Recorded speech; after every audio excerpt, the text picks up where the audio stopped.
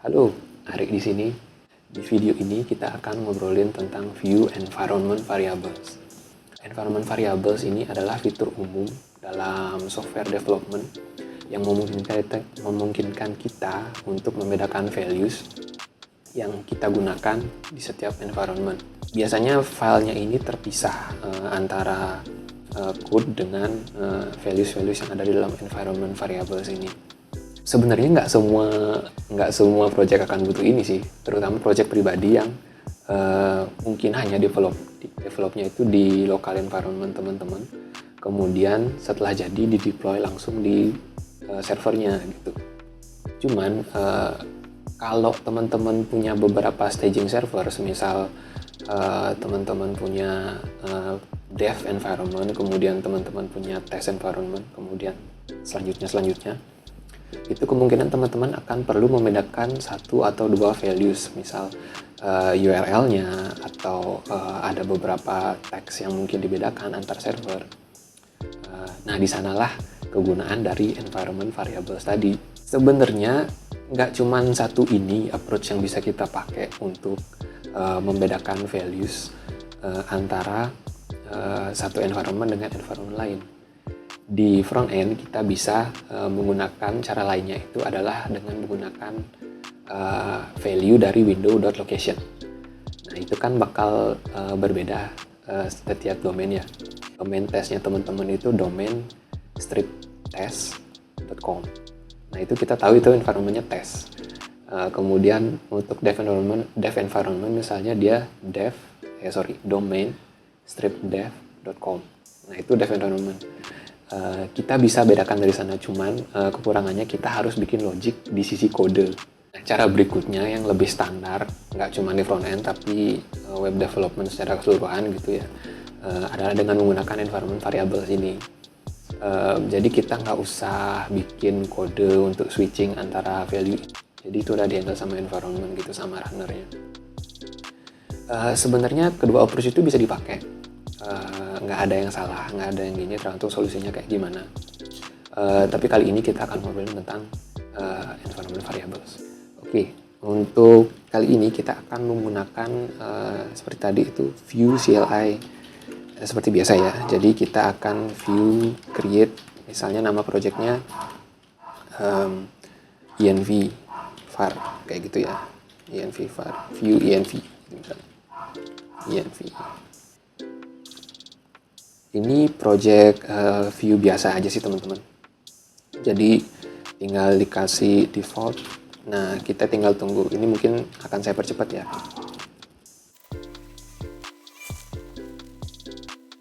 Ya, oke. Projectnya udah jadi. Kita masuk dulu ke dalamnya. View-env. Oke. Terus kita masuk ke editor. Terserah sih editornya mau apa. Oke, ini secara default ini yang bakal kita dapat dari view create tadi ya. Kita akan dikasih 3 komen standar, yaitu serve, build, sama lint. Kita langsung aja ya, langsung praktek. Kita akan bikin env filesnya. Jadi kita bisa bikin file baru namanya .env development misalnya. Ini untuk environment development nanti. Oke, apa yang bisa kita isi di sini? Nah, kalau sesuai dengan yang di dokumentasinya Vue CLI, kita akan dapat 3 macam environment variables yang bisa kita pakai. 2 dari ini basic, nggak bisa dirubah kemungkinan. Maksudnya secara pas running itu kita nggak bisa rubah kecuali kita ngerubah config. Kemudian ada yang ketiga. Nah, node env ini nantinya isinya akan environment mana yang sedang berjalan. Misalnya kita lagi jalanin mode development, nanti isinya bakal development. Kita lagi jalanin tes, nanti isinya bakalan tes dan seterusnya gitu ya. Kemudian base URL ini sebenarnya adalah path di mana Vue.js app kita berada. Default value-nya sih di root ya, di slash. Ini bisa kita rubah juga di config. Nah, yang ketiga, view underscore app underscore ini yang bakal kita pakai untuk project kali ini. Ini kita bisa sesuaikan dengan kebutuhan sebenarnya isinya. Jadi selain kedua variabel tadi, kita bisa menambahkan variabel lain sesuai keinginan kita, asalkan dia diawali dengan view underscore app underscore, kemudian dilanjutkan dengan nama yang teman-teman mau. Gitu. Misalnya kita bisa menentukan base URL dari API server kita untuk multi-stage testing kayak tadi. Nah, penamaannya kenapa saya namakan dia .env.development di sini? Karena nama setelah dot ini teman-teman, ini adalah nama mode atau mode yang sedang kita jalankan. Jadi mode yang akan dijalankan dengan ini itu adalah mode development. Kalau kita mau bikin untuk environment yang lain, kita bikin lagi sesuai dengan nama environmentnya. Misalnya untuk project kali ini kita juga akan bikin di environment test kayak gitu ya. Nah, kita udah punya dua, berarti ini kita punya test 1, kemudian kita punya development gitu. Ada satu lagi, jadi teman-teman sebenarnya bisa bikin yang namanya .env. .env ini bedanya dengan yang lain itu dia akan dipakai di semua environment.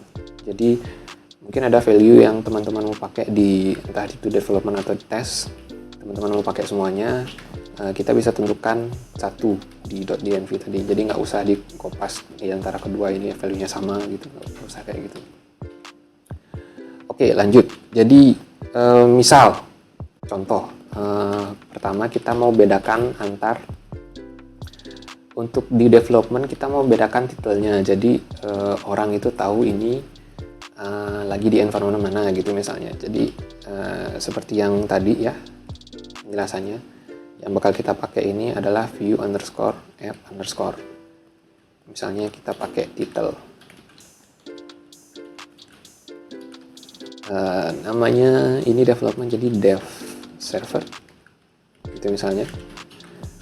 Kita simpan, kemudian untuk di test server kita ganti dia jadi test server kayak gitu ya. Jadi di development nanti yang bakal muncul itu adalah dev server, kemudian di environment test itu namanya bakal muncul test server.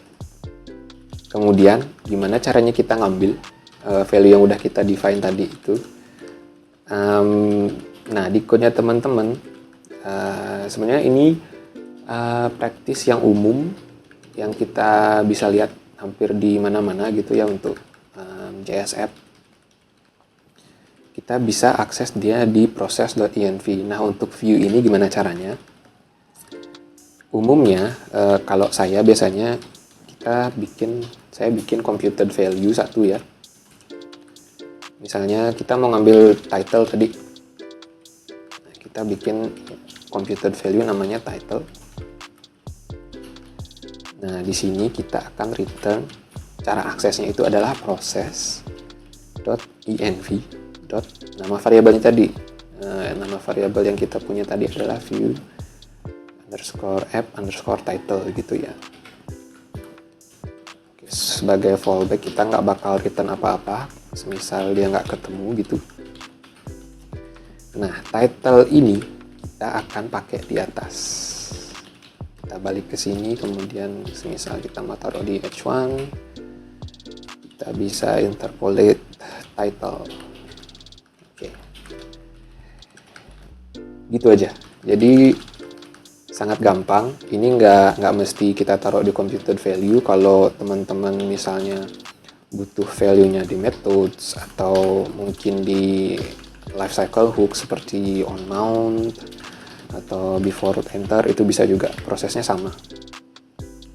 Cara aksesnya kayak gini ya. Gitu. Nah, ini nanti kita akan punya title yang berbeda antar dua environment tadi. Oke, kita udah punya kodenya. Sekarang gimana caranya kita mau menginfo, istilahnya mau ngasih tahu kita mau jalanin yang mana nih. Kita mau jalanin development atau tes. Nah, kita balik lagi ke dokumentasi. Sebenarnya by default, seperti kita bisa lihat di package JSON itu, di sini kita akan dikasih 3 komen by default kan. Kalau kita jalanin view CLI service serve, yang ini ya, yang ini, itu environment-nya sebenarnya development secara otomatis, udah. Kemudian kalau kita jalanin tes, by default ini nggak ada. Kalau kita masukin itu gitu misalnya, itu yang bakal kita dapat environment-nya itu yang ini tadi, yang node.env tadi, itu adalah tes. Kemudian untuk yang build sama tes atau yang end-to-end itu kita dapat production. Jadi untuk dapat value dari development ini, kita sebenarnya tinggal serve. Yang bakal kita coba sekarang gitu ya. Sekarang yarn serve. Yarn serve ini atau npm run serve itu akan menjalankan view CLI serve tadi gitu ya.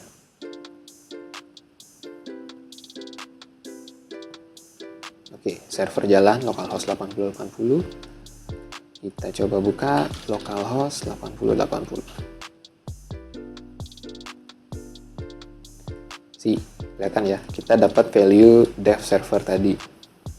Nah, gimana caranya kita mau run ini tapi dapatnya biar jadi tes. Kita mau ngasih tahu runner kita mau jalanin environment test ini biar bisa dapat value yang ini gitu.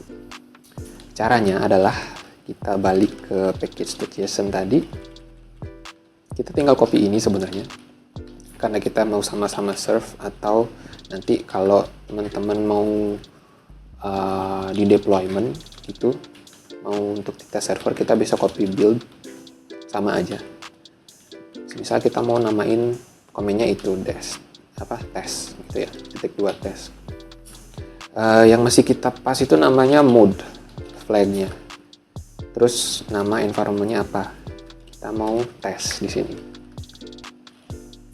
Yang kayak tadi ya. Jadi kalau mode-nya yang di pas itu adalah tes, yang bakal diambil itu value-nya dari .env.test. Kita save. Kemudian kita balik ke sini, kita coba rerun tapi yang tes tadi.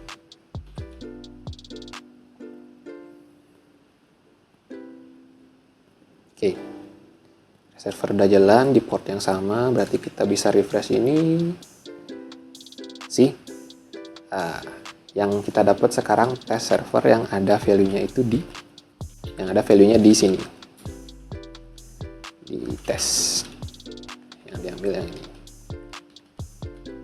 Enak ya. Jadi kita nggak usah bikin utils gitu dulu di src, kemudian kita ambil window.location-nya dulu, baru kita tentukan nanti value-nya di mana, dan value-nya itu harus kita hardcode juga di dalam kode. Itu kurang relevan ya caranya, meskipun nggak salah sebenarnya, tergantung keperluan aja. Mungkin kita nggak cuma mau bedain title, kita mau bedain yang lebih technical, itu kita bisa bedain base URL dari API ya teman-teman di masing-masing environment gitu misalnya. Semisal kita balik ke dev, seperti tadi kita bisa tambahin view _app nama variablesnya. Jadi semisal saya mau pakai base API, nah kita bisa tentukan di sini value-nya. Saya mau copy ini dulu. Oke, balik lagi. Oke, sebenarnya saya udah siapin 2 mock server gitu ya. Ini untuk yang dev, ini untuk yang tes. Isinya sama aja, cuman URL-nya itu yang berbeda antara kedua ini. Saya udah siapin URL-nya. Nanti kalau teman-teman mau pakai ini buat percobaan, bisa nanti saya kasih linknya. Untuk dev itu URL-nya ini di copy secara ajaib. Kemudian untuk tes itu namanya ini, kita pindah dulu. Oke. Kalau kita lihat perbedaannya itu di sini, di sini ya. Ini yang dites dia tes. Kemudian untuk di dev itu dia tutor dev. Ini juga beda sih harusnya S-nya. Gitu ya. Jadi kita akan pull data yang sama tapi dengan URL yang berbeda gitu. Kita perlu nambahin Axios. Sebentar, saya tambahin dulu Axiosnya ya. Oke, Axios udah ada di package.json. Kita pastiin lagi. Oke, Axios udah masuk. Jadi kita bisa pakai. Kita import di sini, import Axios from Axios. Oke. Kemudian saya mau panggil itu di mount.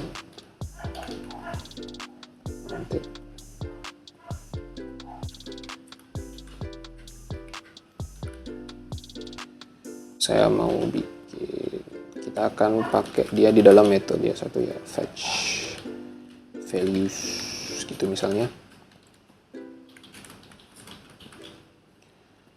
Return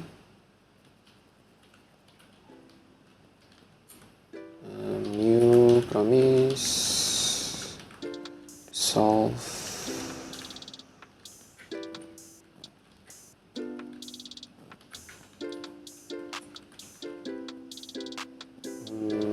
Oke, kita panggil itu axios.get, URL-nya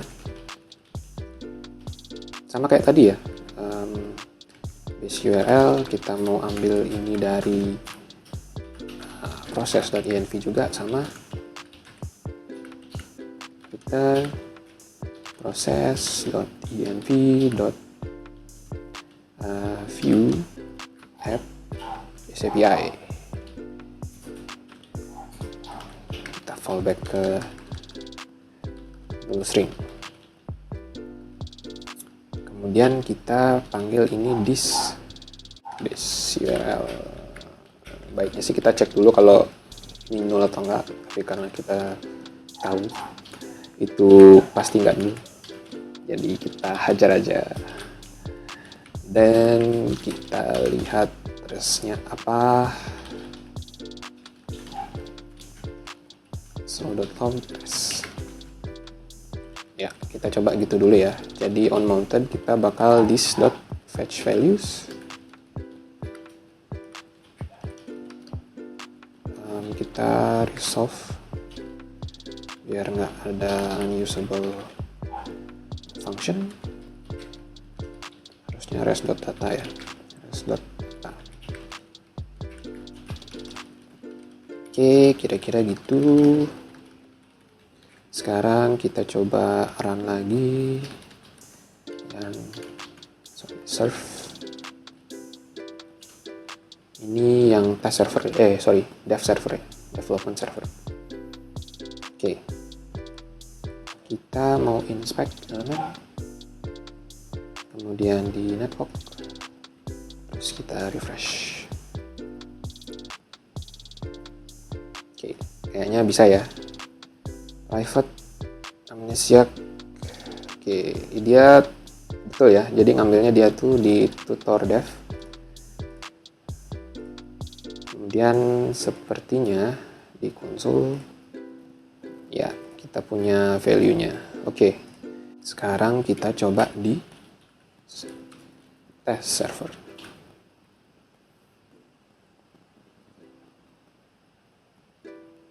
Oke, kita refresh. Oke, kita lihat di network. Yang diakses betul ya, tutor test. Jadi benar, test server. Kemudian yang di log kita dapat value-nya juga. Ini ada test juga. Jadi benar ya. Oke. Nah, dari sana kita bisa assign. Kita misalnya mau pakai data gitu. Kita taruh dia di data. pattern. Kemudian dia struktur datanya tuh sebenarnya ada choices, tapi dia masuk array dulu ya. Masuk array dulu, terus ada choices sama question. Jadi kita bikin satu untuk question aja, singular. Kemudian baru ada choices. Dia array. Sip. Kita punya tempat naruhnya. Kemudian kita assign di sini. Jadi this dot question sama dengan res, kemudian data. Oke, udah masuk data. Kemudian kita mau ambil indeks ke 0, jadi kita langsung tembak aja ya, karena cuma satu di sampel ini. Kemudian choices atau question. Oke, yang ini question. Kemudian kita mau copy, kemudian choices. Teman-teman bisa pakai null check dulu ya sebenarnya, jadi nggak langsung tembak kayak gini nanti error, tapi karena ini untuk demonstrasi aja. Kita punya value-nya di data. Nah, kita mau tampilin sekarang. Misal H3, kita pakai question 1. Kemudian kita mau taruh itu di dalam list misalnya. Li ini mau kita ulangi v4 item gitu ya, item index in choices, key-nya dynamic, ambilnya dari index. Oke. Kita mau tampilin item, harusnya ya, item choice. Oke. Choice. Sip, kita save, biar rerun. Oke, refresh.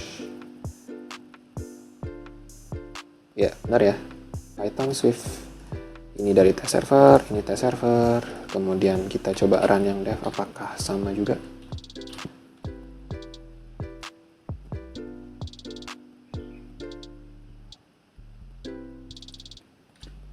Refresh, dev server, tunggu sebentar. Oke, ini dev, sama ya hasilnya. Oke, jadi kira-kira kayak gitu ya teman-teman.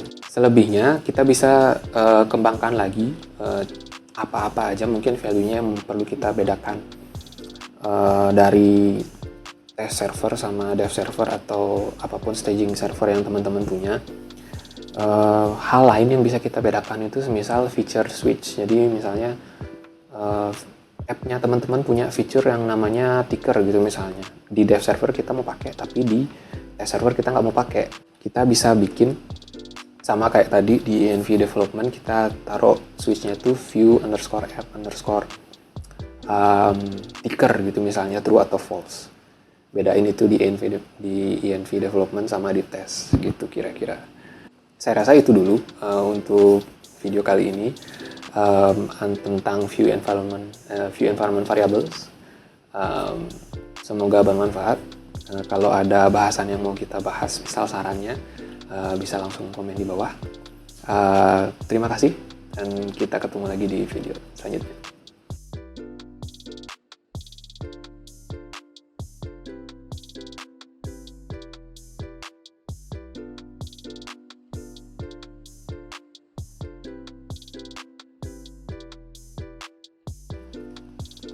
Ini bisa kita pakai di amnesia. Sorry, lihatin dulu. Kok amnesia? Apa sih namanya? Insomnia.